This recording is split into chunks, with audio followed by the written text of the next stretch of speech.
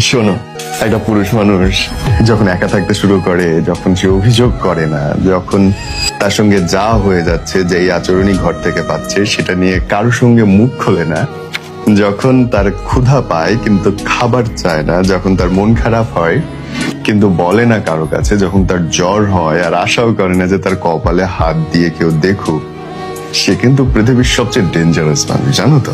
তার কোনো কিছুর জন্য পেছন ফিরে তাকাইতে হবে না। তার কিন্তু শেকড় থাকে না। সে যে কোনো কিছু করে ফেলতে পারে, যে কোনো জায়গায় যেতে পারে, যে কারোর সাথে মিশতে পারে, যে কোনো কিছু জয় করতে পারে, যে কোনো কিছু ধ্বংস করতে পারে।